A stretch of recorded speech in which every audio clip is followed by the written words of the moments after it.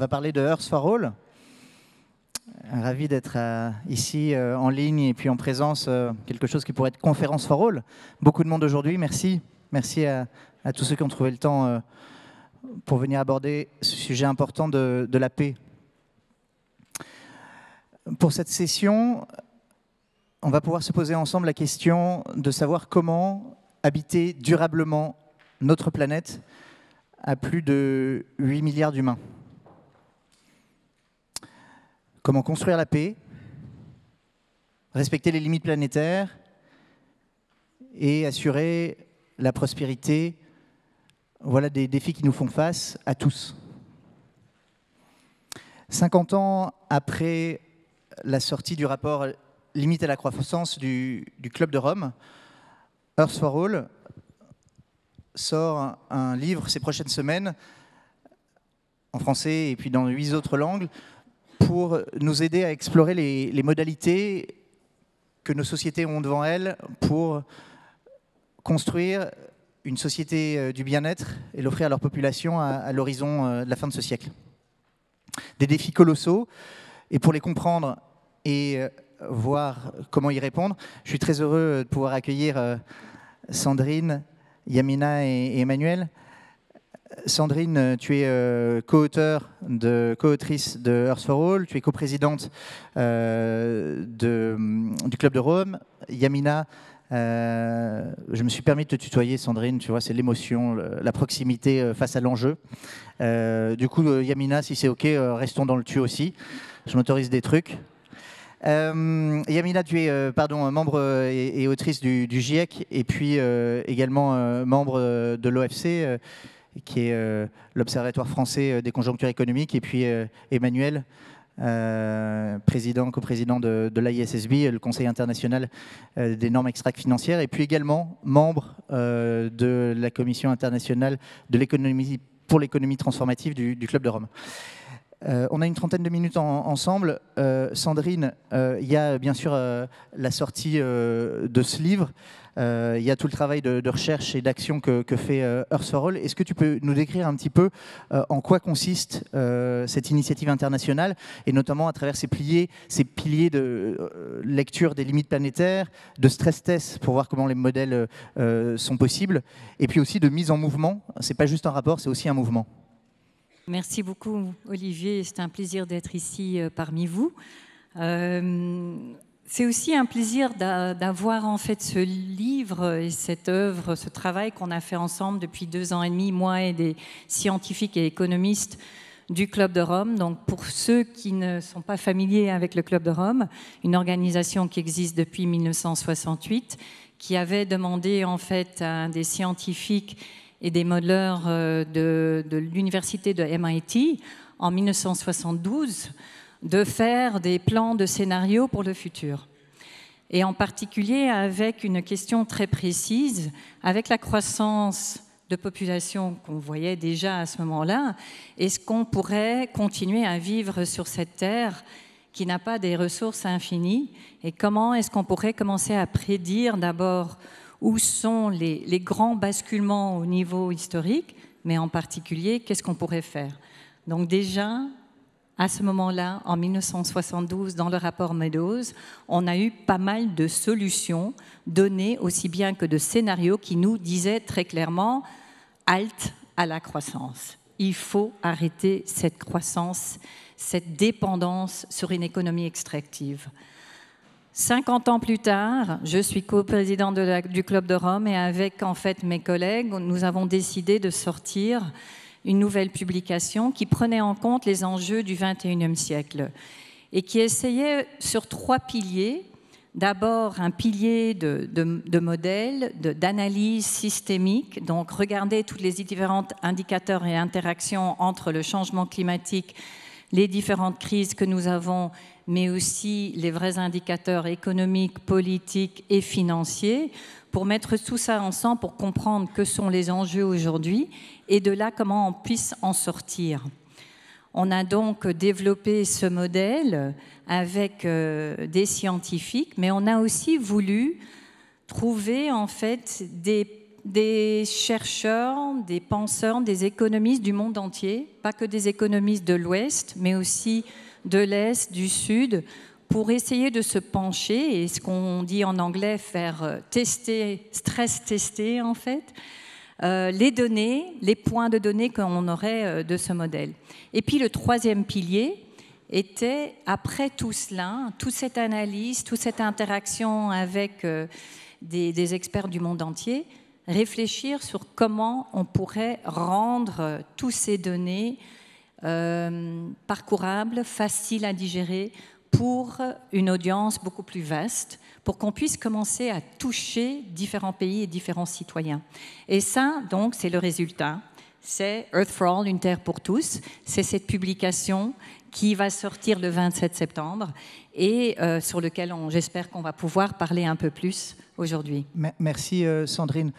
Earth for All, derrière j'entends aussi dans cette logique de mettre à disposition les données, un Earth by All aussi, d'une mise en mouvement de chacun. Si on rallume un peu la lumière, si c'est possible, si je demande à main levée qui lit ou écoute ou regarde régulièrement les informations et pense encore qu'une société du bien-être, c'est possible. Levez la main si vous pensez qu'une société du bien-être, c'est possible. Bon, il y a pas mal d'optimistes réalistes, fonceurs. Merci. Ça fait la moitié de la salle quand même. J'aurais cru qu'on aurait un peu plus. Parce que je vais vous dire, il y a 74% des citoyens des G20 qui ont dit qu'une société et une économie de bien-être est possible. On va voir dans 30 minutes où en sont les équipes. Si on va dans le concret, Sandrine, et puis je me tournerai ensuite vers Yamina et Emmanuel, on est dans une journée qui a pour thème une économie de la paix. À la lecture de Earth for All, c'est quoi une économie de la paix ? Pour nous, une économie de la paix, c'est justement une économie de bien-être. D'abord, on ne peut plus continuer avec une économie qui est basée sur l'extraction à perpétuité, avec une consommation qui est vraiment la base, la productivité qui dicte l'économie. L'économie de bien-être met en place en fait des indicateurs beaucoup plus importants, essentiels, qui vont au-delà que de la productivité. Donc, ça veut dire l'instruction, l'éducation, mettre un facteur clé dans l'économie là-dessus, essayer de combattre en fait les inégalités et la pauvreté à l'intérieur de nos économies et mettre une valeur là-dessus, mettre une valeur sur la nature et aussi dévier tous nos dépenses qui sont pervers. Donc une économie de bien-être et une économie de paix, ça veut dire une économie qui n'est pas dépendance sur en fait des dépenses militaires. C'est aussi une économie qui n'est pas dépendante sur l'énergie fossile. Il ne faut pas oublier aussi que notre géopolitique d'aujourd'hui, en particulier l'Ukraine, est basée aussi sur notre interaction avec une dépendance sur l'énergie venant de la Russie. Donc cette économie de bien-être est aussi une économie systémique qui prend en compte toutes les relations géopolitiques et qui arrête en fait cette dépendance sur une économie extractive et qui détourne les dépenses aujourd'hui qui sont au profit de juste quelques-uns au profit de tout le monde. Précisément, merci. Merci Sandrine pour ouvrir le champ. Et précisément, Earth for All est basé sur une approche systémique où c'est l'articulation de 5 changements de cap qui permettent de faire le pas de géant. Voilà, les 5 changements cap qui doivent en fait être mis en place en même temps pour faire ce pas de géant et pas rester dans trop peu, trop tard. Ça, c'est l'autre scénario qui est le scénario d'aujourd'hui. C'est arrêter, donc vraiment se concentrer sur la pauvreté, se concentrer sur les inégalités, être sûr de donner beaucoup plus de points sur le rôle de la femme et l'éducation de la femme, en particulier les pays les plus pauvres, parce que ça a un impact direct aussi sur la croissance de population, et aussi agir bien sûr sur un changement alimentaire et le système d'alimentation et aussi le système énergétique d'aujourd'hui. Merci Sandrine. Yamina, dans le dernier rapport du GIEC, une insistance est particulièrement faite sur l'inclusion sociale dans les politiques environnementales. Pourquoi ? Oui. Bonjour, merci pour l'invitation. Alors, pendant deux décennies et demie, les politiques environnementales et l'analyse de la question environnementale n'a pas pris en compte l'impact social et sociétal. Dans le cadre du GIEC, on travaille uniquement sur la question du changement climatique, mais c'est aussi vrai pour les collègues qui travaillent sur d'autres aspects environnementaux. Et on s'est rendu compte que ça a donné lieu à des politiques, si je reste dans la question climat, à des politiques climatiques non distributives, injustes. C'est ça qui a donné naissance, par exemple, au mouvement des Gilets jaunes en France. Et ça a fait une gifle, ça a été comme une gifle pour les politiques, j'espère, mais en tout cas c'est sûr que pour les scientifiques, on s'est mis à regarder de plus près qu'est-ce qui a fait les Gilets jaunes. Et les Gilets jaunes, aujourd'hui, on a des preuves scientifiques qu'en fait, ceux qui ont lancé le mouvement, ils ne sont pas contre des politiques environnementales, ils sont contre l'injustice, la double injustice environnementale, parce que d'abord, ce sont les plus vulnérables qui subissent la crise écologique et climatique.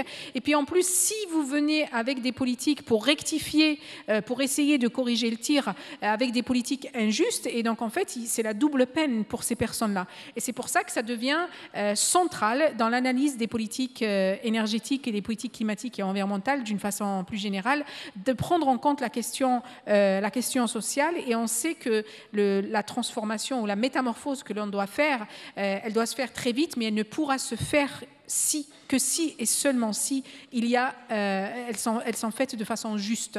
Et sinon, ça ne se pourra pas se faire. Merci Yamina. Précisément, Emmanuel, en tant que membre de la Commission internationale pour une économie transformative au sein du Club de Rome, un de vos travaux, c'est de précisément mettre à l'épreuve les modèles théoriques pour voir leur réalité et leur faisabilité économique. Avec Earth for All, est-ce qu'on peut considérer que Prosperity for All, ça pourrait marcher quand on regarde l'économie, l'accroissement des inégalités? Est-ce que la prospérité veut vraiment être partagée au plus grand nombre? Ouais, merci Olivier. D'abord, ça a été une expérience super, et ça continue à l'être d'ailleurs, d'interagir avec, sur le climat, Johan Rockström, avec Kay Raworth et tout le reste de l'équipe là, pour les travaux de la Transformational Economics Commission. Et en effet, d'être capable de, tous ensemble et dans le collectif, de projeter des points de vue qui sont issus de pratiques différentes. La mienne, c'est le mien, c'est quand même avant tout ancré dans le réel et la gestion de paramètres économiques, microéconomiques. Et donc, moi je pense que pour reprendre exactement ce que Yamina disait à l'instant, désormais même le GIEC, même le GIEC dit qu'il n'y aura pas de transition climatique sans transition sociale. Moi je dis ça depuis longtemps, mais maintenant c'est le GIEC, donc c'est pas juste issu d'une vision et d'une pratique. Je pense qu'il faut regarder à l'aune à laquelle on doit regarder les sujets planétaires, l'effervescence néolibérale comme un épisode qui ne tiendra pas. Et le Club de Rome l'avait déjà dit il y a 50 ans. Et une planète pour tous, la Terre pour tous, Earth for All, le redit aujourd'hui. Donc ce n'est pas la question de savoir si elle est possible. Il est juste impossible de continuer comme on continue aujourd'hui. Ça s'arrêtera de gré ou de force.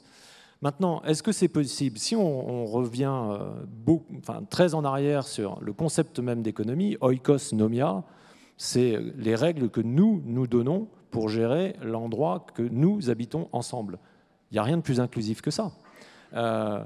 On ne va pas le faire maintenant dans le cadre de cette discussion, mais les pratiques d'économie inclusive, et le mouvement Impact France le démontre par tous les entrepreneurs et les entrepreneuses qui y participent tous les jours, démontrent la capacité à le faire. Nous, on l'a fait à l'échelle d'une très très grande entreprise, bien au-delà de ce qui semblait possible. Donc si on met en place les conditions systémiques, moi je n'ai aucun doute sur le fait que l'économie retrouvera son caractère nécessairement inclusif des personnes. Je voudrais juste ajouter un truc, c'est que ce n'est pas suffisant les personnes. Il y a le vivant. Et le vivant, il est absent de toutes les théories et les équations économiques. Or, je redis un truc que j'ai partagé il y a 2 ans ici, quasiment jour pour jour. Les chaînes alimentaires et l'équation du grand changement, du changement de cap de l'alimentation dans le monde doivent être complètement revues pour une raison simple. 96% de la biomasse des mammifères vivants sur Terre, ce sont les animaux domestiqués pour notre consommation. Donc La vie sauvage, telle que vous l'avez tous imaginée, telle que vous la voyez dans les livres et dans les zoos, c'est 4% de tout ça.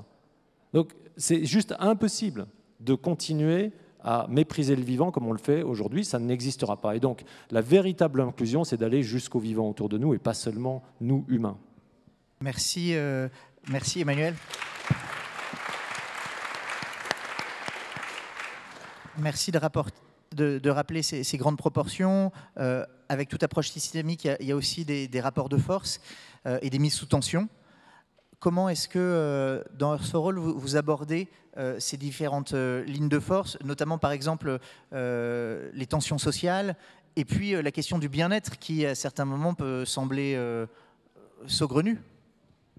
Mais en fait, ce qu'on a fait avec justement nos scientifiques et nos économistes, c'est d'essayer de voir avec toutes ces interactions que sont en fait les plus gros impacts. Et ce qui est ressorti, et ça c'était étonnant pour en particulier certains de climatologues comme Johan Rockström, et il le dit d'ailleurs dans le rapport, c'est que ce qui est ressorti le plus fort, c'était la tension sociale qui continuait à accroître. C'est pour ça que justement en fait ce changement de cap de pauvreté et d'inégalité deviennent en fait essentiels si on veut vraiment avoir une économie qui n'a plus d'impact aussi au niveau planétaire. Et donc on a là-dedans créé notre indice de tension sociale et notre indice de bien-être. Et là-dessus, qu'est-ce qu'on a remarqué? Que ce sont les pays les plus riches, et en particulier les États-Unis, où en fait le bien-être a diminué le plus depuis 1970. Et que c'est là aussi où on voit la plus grosse augmentation de tension sociale. Et on peut aller dans toutes les villes en fait urbaines maintenant aux États-Unis et on peut remarquer un gros problème de croissance de tension sociale, de problèmes de homelessness, maintenant j'oublie mon mot en français, sans-abri, et de croissance de drogue, etc., dans notre tissu urbain, en fait, au niveau des États-Unis. Donc, ce qu'on a vraiment essayé de faire dans Earth for All, une terre pour tous, c'est de démontrer que le social et la tension sociale est clé. Alors, comment est-ce qu'on crée justement là-dessus une politique qui prend en compte cela? C'est justement ce que Yamina disait, c'est que on sait très bien que si on essaie d'introduire une taxe sur le diesel 10 jours après qu'on a aboli ou enlevé une taxe sur les plus riches, qu'on va avoir une tension sociale. C'est logique. Les politiciens doivent y réfléchir. Et maintenant, quand on rentre en plus dans une économie où on voit de plus en plus de gens qui sont en train de se battre à cause d'une pauvreté énergétique, une inflation extraordinaire, c'est à ce moment que les gouvernements doivent agir et travailler avec le citoyen pour rendre leur vie beaucoup plus paisible et vraiment une économie qui sert le citoyen et pas que le plus riche. Merci Sandrine. Tu as utilisé le mot d'urgence. Je le sens aussi dans les différents rapports que nous offre le GIEC. Yamina, cette urgence d'agir, j'ai la sensation que vous, collectivement, la renseignez aussi, pas juste sur le fait d'agir plus vite seulement, mais sur le comment agir et comment agir vite ensemble. Exact. Il faut vraiment agir. Le temps qui nous reste pour l'action est très, très limité. Et chaque seconde qui passe et que l'on reste dans le système économique dont on a hérité après la Seconde Guerre et après la première grande crise économique aux États-Unis, et c'est du temps perdu qui augmente la vulnérabilité des personnes, mais aussi de l'ensemble de l'écosystème. Donc il faut sortir très très vite du système dans lequel nous avons grandi, dans tout ce qu'on a connu en fait. Et puis il faut travailler à comment sortir ensemble, parce que ce n'est pas une sortie qui peut être réfléchie et mise en place uniquement par une élite. Sinon on retomberait dans le cas de la Révolution française dont on connaît les défauts. Et donc c'est quelque chose qu'il faudra impliquer le citoyen, trouver le moyen de renforcer et de respecter l'implication du citoyen. Parce qu'on a eu en France la Convention citoyenne pour le climat, climat, des citoyens se sont engagés, ont donné de leur temps et on a vu le résultat, comment est-ce qu'ils ont été traités et comment est-ce que leurs recommandations ont été traitées par le président de la République.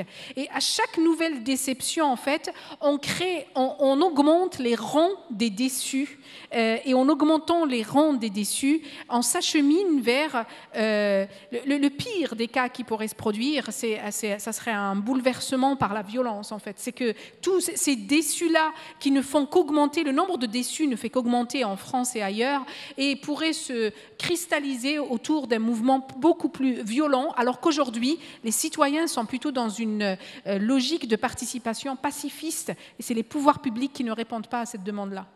Merci Yamina.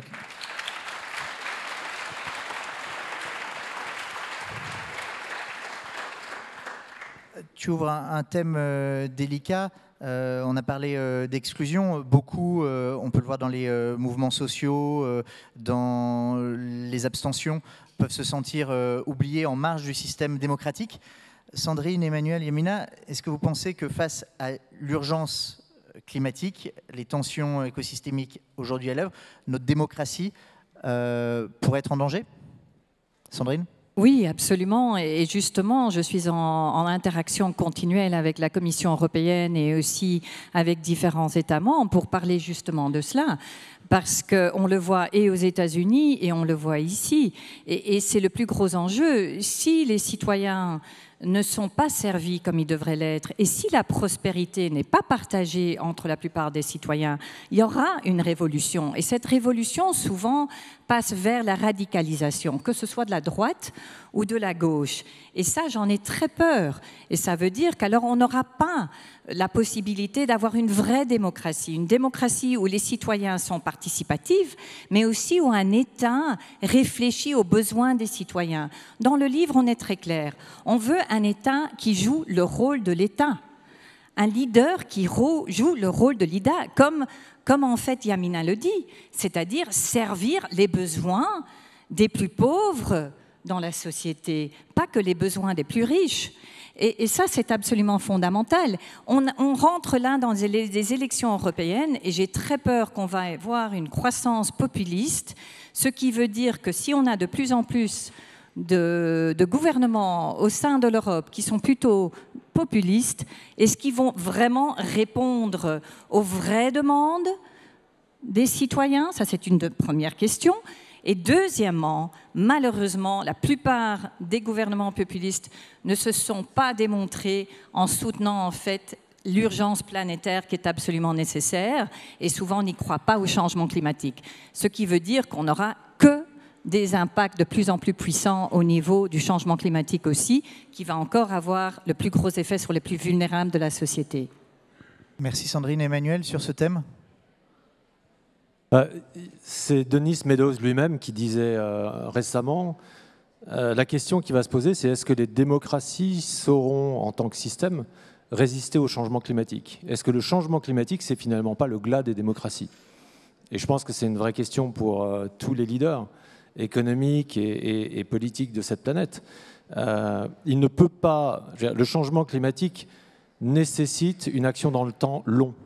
Le temps de la démocratie, c'est un temps de plus en plus court. Donc il est impératif de revoir la façon dont les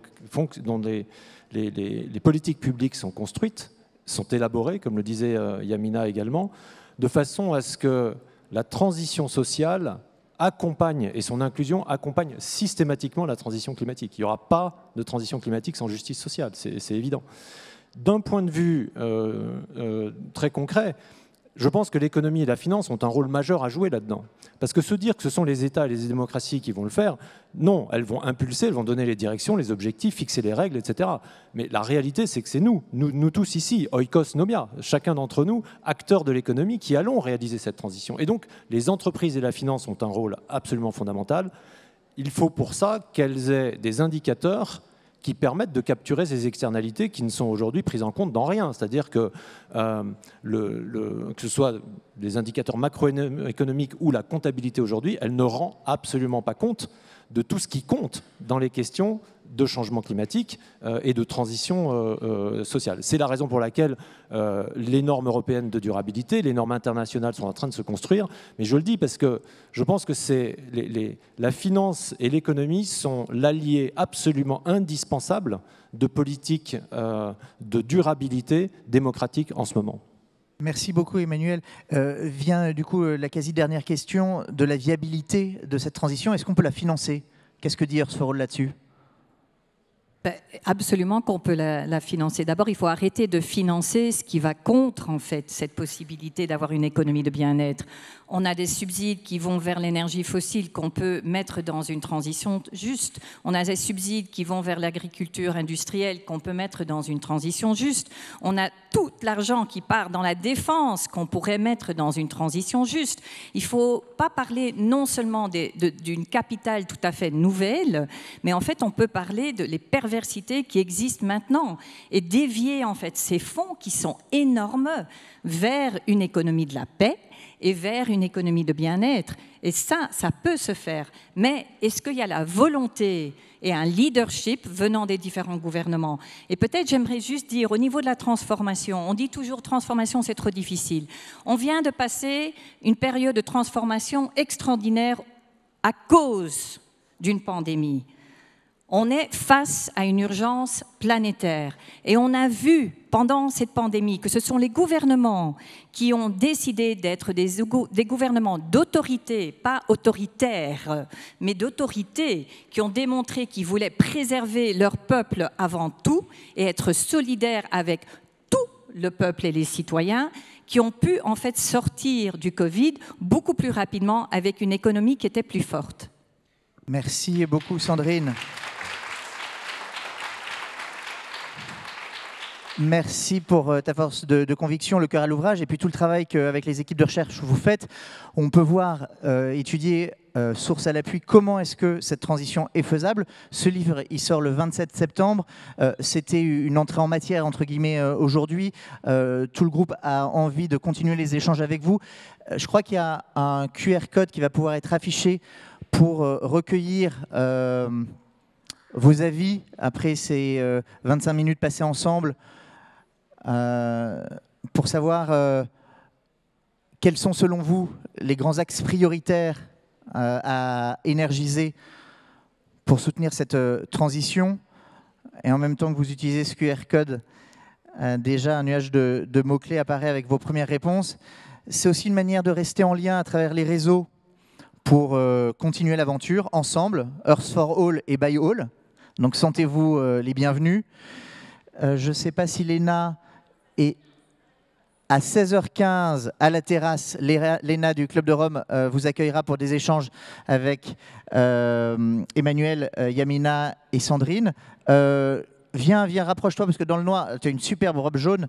Mais voilà, là, on va vraiment la voir. Vous pouvez venir voir Léna si vous voulez. On va terminer. On travaille avec une économie sous contrainte, mais créative.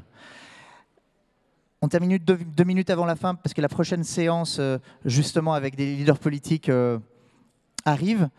Sandrine, Emmanuel, Yamina, est-ce qu'il y a un mot de la fin que vous aimeriez offrir aux participants? Yamina. Alors moi, je dirais que nous n'avons pas le droit de rater cette bataille parce que c'est une bataille pour la vie. Et nous avons chacun, à son niveau, un rôle à jouer. Nous pouvons tous être acteurs de cette réussite. À chaque fois qu'il y a une politique qui va à l'encontre de la justice sociale et la transformation de notre environnement, c'est une politique qui nous rapproche un petit peu plus de la catastrophe. Et ça, c'est inacceptable pour les jeunes générations. Donc nous devons la gagner pour nos enfants. Nous n'avons pas d'autre choix que de la gagner.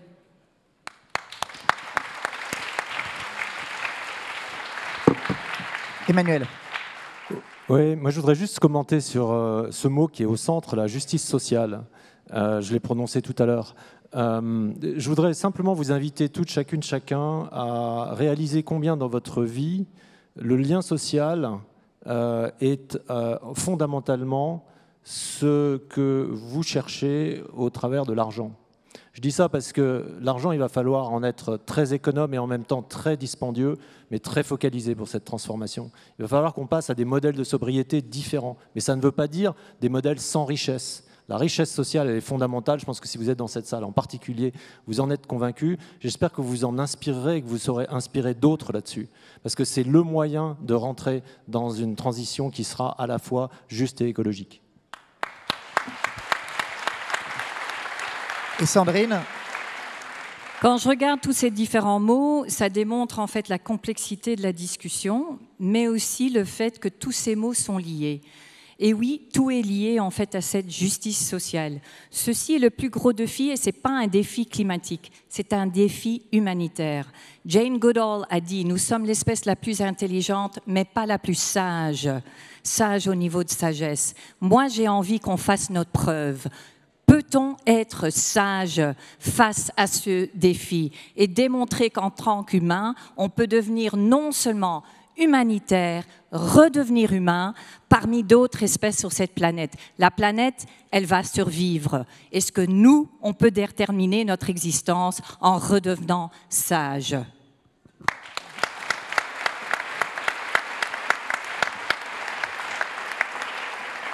Merci beaucoup. Earth for All, l'aventure démarre ensemble. Bonne suite.